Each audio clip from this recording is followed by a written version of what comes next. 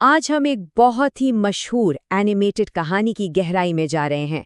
ये कहानी मजाक का सहारा लेकर समाजी दबाव और ख़ानदानी तवक्कुआत जैसे संजीदा मौज़ूआत पर बात करती है।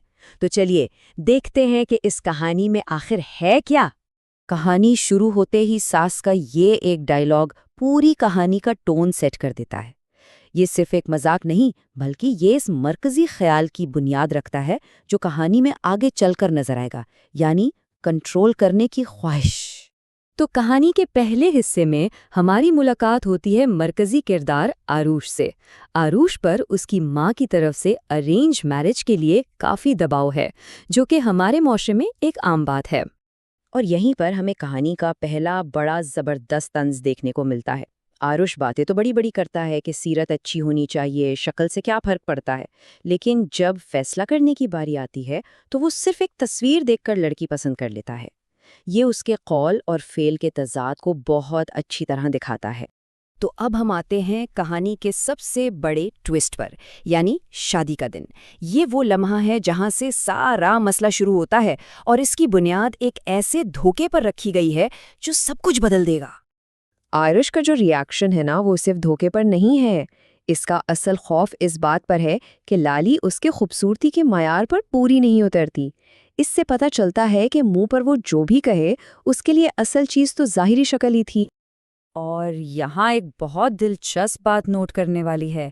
खानदान को धोखे से कोई मसला नहीं, ना ही वो इस पर कोई सवाल उठाते हैं। उनका सारा ध्यान इस बात पर है कि लाली को ठीक कैसे किया जाए। मतलब मसला बेईमानी नहीं, मसला ये है कि लाली उनकी उम्मीदों पर पूरी नहीं उतरी। लाली का किरदार ना किसी लंबे चौड़े डायलॉग से नहीं, बल्कि उसकी एक छोटी सी हरकत से सामने आता है। अपनी शादी के रस्म के बीच में ही खाने के लिए उसकी बेताबी ये साफ बता देती है कि वो अपनी मर्जी के खिलाफ जाने वालों में से नहीं है।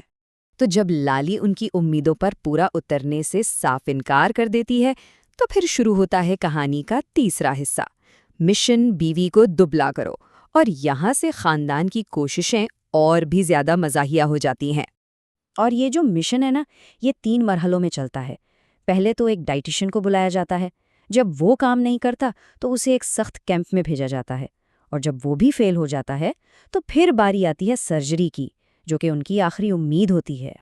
तो पहला प्लान यानी डाइटिशियन वाला, वो तो बहुत ही बुरी तरह फ्लॉप होता है। लाली ना सिर्फ छुप छुप कर चिप्स खाती है, बल्कि वो तो मसले की जड़ यानी डाइटिशियन को ही घर से बाहर फेंक देती है।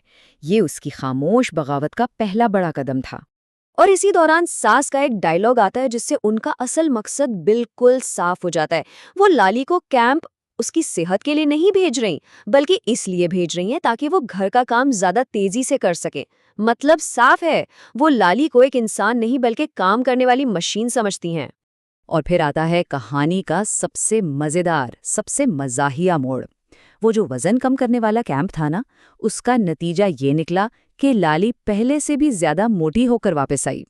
जाहिर है, इतनी वर्जिश के बाद भूख भी तो ज़्यादा लगती है, तो उनका ये प्लान भी उल्टा पड़ गया। अब जब सारे प्लान फेल हो चुके हैं, तो ख़ानदान अपना आखिरी पत्ता खेलता है, सर्जरी। और यहीं से कहानी अपने क्लाइमैक्स यानी अफरा तफरी के उरूज पर पहुंचती है।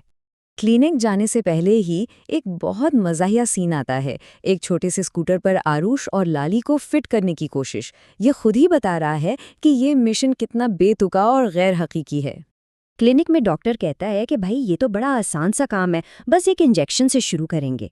लेकिन एक छोटा सा मसला था, एक ऐसी चीज़ जिसका किसी ने सोचा भी नहीं था। और वो रुकावट थी सुई का डर। जी हाँ, और यही वो एक चीज़ थी जिसने लाली के सब्र का पैमाना तोड़ दिया और उसकी खामोशी एकदम खुली बगावत में बदल गई। इसके बाद जो हुआ वो तो बस हंगामा ही था।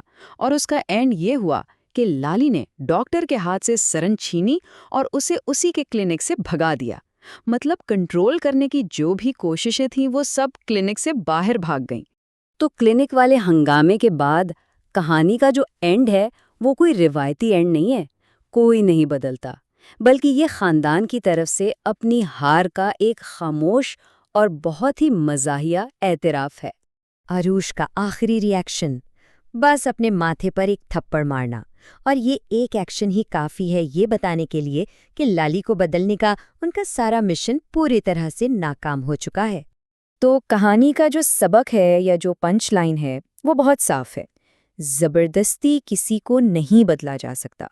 खानदान की सारी कोशिशें धरी की धरी रह गईं और लाली जैसी थी वैसी ही खुश है। ये उसकी इनफरादियत की जीत है। तो आखिर में इस पूरी कहानी से हम सीखते क्या हैं?